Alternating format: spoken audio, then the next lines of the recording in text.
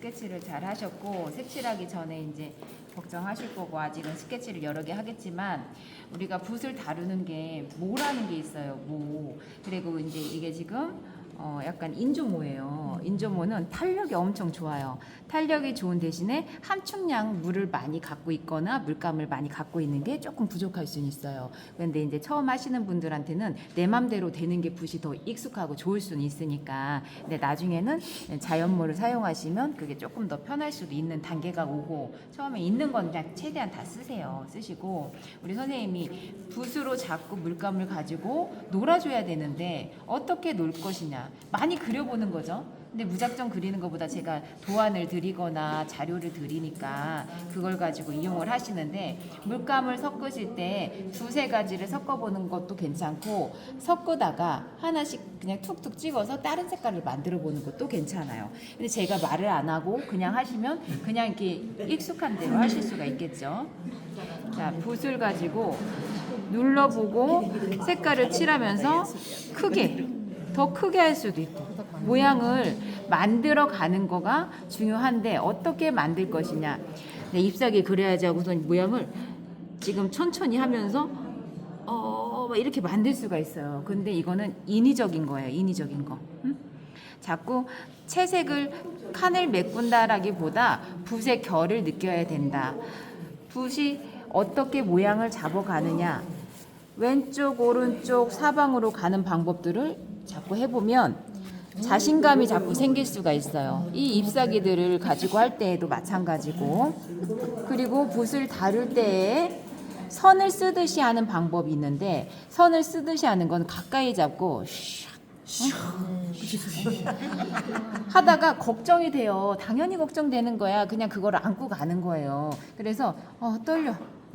자, 이렇게 마음은 그런데 행동은 자꾸 바꾸자는 얘기죠. 그냥 과감하게. 그리고 끝에가 갈라져도 다 채워야 되는데 하면서 비빌 수도 있는데 그냥 쭉 끝까지 가져갈 수 있는 거. 그래야지 붓끝을 내가 조절할 수 있어야지 멈춤을 알고 이어짐을 아는 거예요. 그게 아까 얘기한 게 인공모잖아요. 인조모가 이제 멈췄을 때가 이제 좀 짧게 느껴지는 거예요. 자연모는 되게 오래 갖고 가요. 물감을 많이 들고 있을 수가 있으니까. 자, 그 다음에 우리가 풀을 그릴 때도 항상 풀 잎사귀만 중요하게 생각을 하는데 줄기가 중요해요. 지금 하다가 제가 선을 그렸는데 안 그려졌어요. 그 정도의 선이 연습이 돼야 된다는 게 붓끝만 연습이 되는 거 얘기하는 거예요. 붓끝만. 처음에는 이런 가운데 있는 줄기 그리는 것도 어렵거든요. 어렵다는 건 그만큼 익숙하지 않다는 거예요. 지금 밑에서부터 올라가는 연습이 많이 되는 게 좋아요. 위에서부터 내려오는 걸 많이 하긴 하는데 이게 이제 생각의 전환, 발상의 전환이에요. 왜냐면 뿌리가 밑에서부터 올라가기 때문에 밑에 기둥이 굵었다가 올라가면서 얇아지는 게 좋아요. 그래서 위에서 내려오는 것보다 밑에서 올라가는 게 좋고 잎사귀 자체가 햇살을 위쪽을 많이 받으니까 밑에가 굵었다가 점점 올라가면서 얇아지게. 지금 제가 잎사귀를 그리는데 그냥 하는 게 아니라 리듬을 타고 있어요.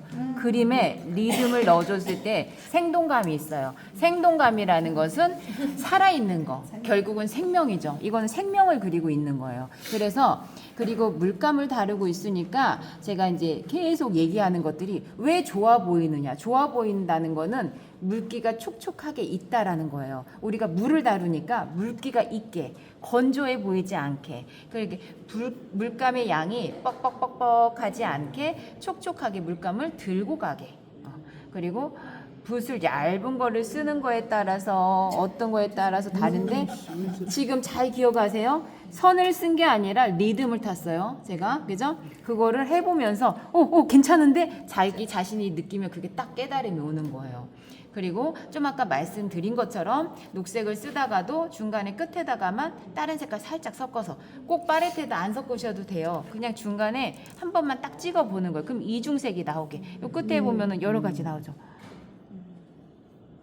자, 여기에서 조금 덜 말랐을 때 가운데다가 살짝 물만 붓끝을 가지고 이렇게 하면 뭐가 돼요? 인맥이 되죠. 인맥. 네. 젖어 있을 때 하는 방법들.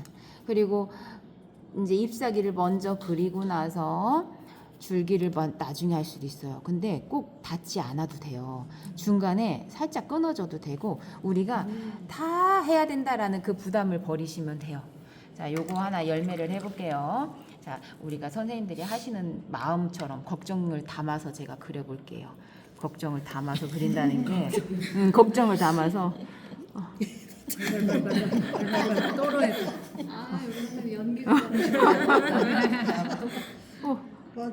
안 넘쳤어. 안 넘쳤어. 이 마음이야. 막 다른 색 섞으라 그랬는데 이러면서 이제 또 조심조심.